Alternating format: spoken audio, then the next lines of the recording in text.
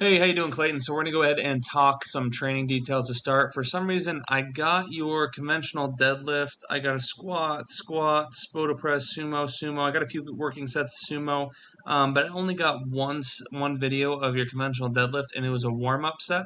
A good way to think about sending videos is sending your heaviest set from each main exercise. So I'll give you an example here. If we walk through an average week here, I want to see your heaviest set of squat, 3 sets of 3. So I want to see your heaviest set there, your heaviest set of 6, your heaviest set of Spoto press, and I probably don't need to see the rest of these unless you have a specific concern. Same thing with sumo, heavy set of 6, only set of 3.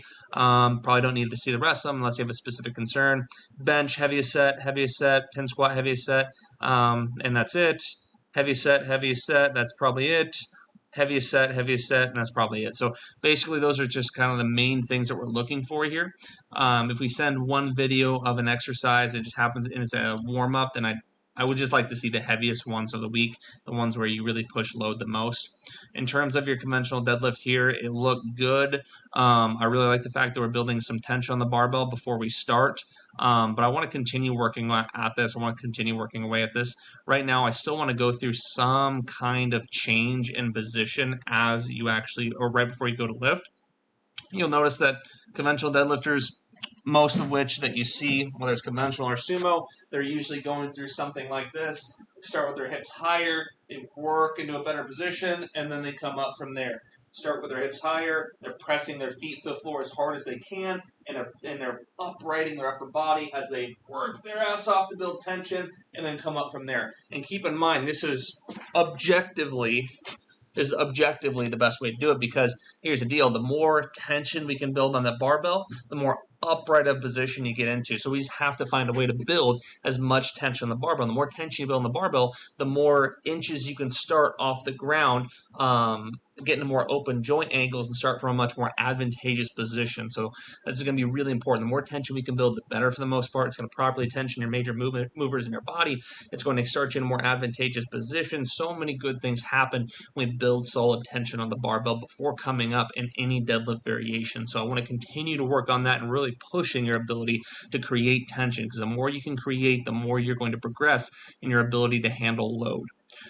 Looking at this here, this is what I was talking about in terms of chest supported row. The only thing I would throw in there is that I want to go ahead and get the bench a little bit less inclined. So going from here to here, and we want the tip of the bench on the sternum, okay? Want it right on the sternum. You at a classic, like a normal bent over row position with the bench right on the sternum, rather than it being up here and you bent over, a lot.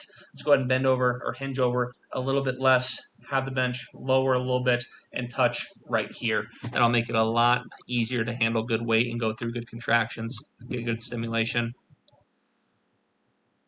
Bulgarian split squat looks good. No real issues here.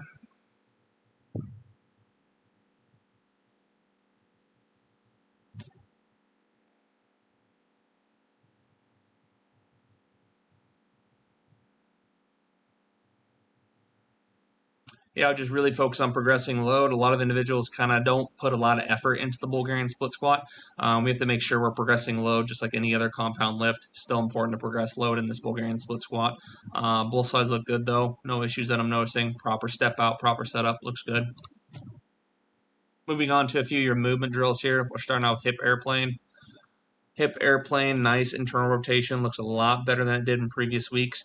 And I'm not sure if I mentioned this last week or not, but if I did, I'm going to repeat myself real quick. I very much like doing 2 sets of hip airplanes every time you do them. 1 set not grabbing anything to practice rooting, 1 set grabbing something so that you can get extra range of motion. You can objectively get extra range of motion by grabbing something in front of you, and therefore work on your internal, external range of motion or mobility in that hip. It really, really helps to do at least a few reps grabbing something to achieve those greater range of motions that you couldn't otherwise achieve while not grabbing something. So something to consider there that's going to help. Seems like that right side has a lot more dysfunction than the left. One thing we really want to focus on doing, let's go back to this side. Yeah, so that's something very noteworthy. So look at as you externally rotate on this side. Watch this knee. As you internally, externally rotate on this side, You'll notice knee doesn't really have any real issues of moving out or in. One of our number one goals of the hip airplane is we're not going to let that knee go this way or this way. We want it stacked directly over ankle as you articulate around your hip and not allow this to change position. This is very important. It's a fault to let it change position. If we look at the other side, however, though, watch this other side as you go out. You'll notice knee basically comes with you as you come out. So really working on this, not letting, see how that completely changed sides there. So this can indicate a larger issue where one side of your hip or the other has issues with external internal rotation. I'll be able to better assess that on the 90-90 transitions in hip airplanes, but trying to not allow that to happen or just not allowing it to happen in the hip airplane. Keep that knee pointed straight forward, directly stacked over the ankle, and don't let it wedge in as you externally rotate.